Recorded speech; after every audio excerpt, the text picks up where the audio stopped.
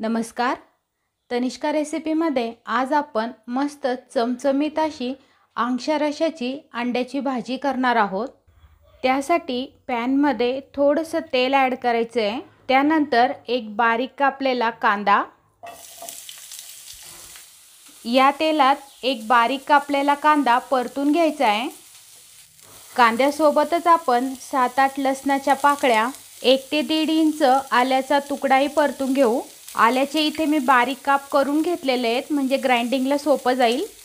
तुम्ही पाहू शकता इथे कांद्याला हलका लालसर रंग यायला सुरुवात झालेली आहे. आपण आता यात एका टोमॅटोच्या बारीक फोडी ॲड करू. टोमॅटोच्या फोडीसुद्धा कांद्यासोबत तेलात चांगल्या परतून घेणार आहोत. तुम्ही पाहू शकता इथे टोमॅटो चांगला सॉफ्ट झालेला आहे.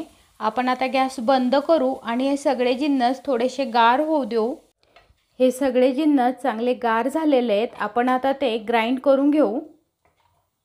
आवश्यकतेनुसार पाण्याचा वापर करून आपल्याला हे सगळे जिन्नस चांगले बारीक असे ग्राइंड करायचे आहेत. तुम्ही पाहू शकता इथे हे वाटण चांगलं बारीक असं ग्राइंड झालेलं आहे. आपण आता भाजी बनवायला सुरुवात करू. पुन्हा त्याच पॅनमध्ये 1.5 पळी तेल ॲड करू.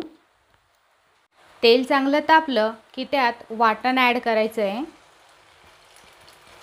आपल्याला हे वाटण तेलात चांगलं परतून घ्यायचं आहे. तुम्ही पाहू शकता इथे वाटणाला किती छान असं तेल सुटलेलं आहे. आपण आता या वाटणात मसाले ॲड करू. 1 चमचा घरगुती काळा मसाला, अर्धा चमचा धनेपूड, पाव चमचा हळद, अर्धा चमचा मटन मसाला. मटन मसाल्याने छान फ्लेवर येईल ह्या भाजीला. हे सगळे मसाले वाटणासोबत चांगले मिक्स करून घ्यायचे आहेत. आपण या वाटणात टोमॅटो वापरलेला आहे. टोमॅटोने ह्या भाजीला छान दाटसरपणा येईल. 1 मिनिट मसाले चांगले परतून झाले की त्यात थोडंसं पाणी ॲड करायचं आहे. पाणी ॲड करून वाटणात चांगलं मिक्स करून घ्यायचं आहे. पुन्हा एकदा आपण हे वाटण तेल सुटेपर्यंत चांगलं शिजू देऊ. तुम्ही पाहू शकता इथे या वाटणाला किती छान असं तेल सुटलेलं आहे आणि मसाल्यांचा कलरही मस्त आलेला आहे. आपण आता यात पाणी ॲड करू. आपल्याला ही भाजी आंगशा रशाची ठेवायची आहे, त्यामुळे इथे मी अर्धा ग्लासच पाणी ॲड करते आहे. पाणी ॲड करून व्यवस्थित असा मसाला चांगला मिक्स करून घ्यायचा आहे. रस्सा चांगला मिक्स करून झाला की त्यात चवीनुसार मीठ ॲड करायचं आहे. मीठ ॲड करून पुन्हा एकदा चांगलं मिक्स करून घेऊ. कमी गॅसच्या फ्लेमवर ह्या रश्याला मस्त एक उकळी येऊ देऊ. तुम्ही पाहू शकता इथे ह्या रश्याला चांगली उकळी आलेली आहे आणि रस्सा पण छान दाटसर झालेला आहे. आपण आता यात अंडी फोडून टाकून घेऊ.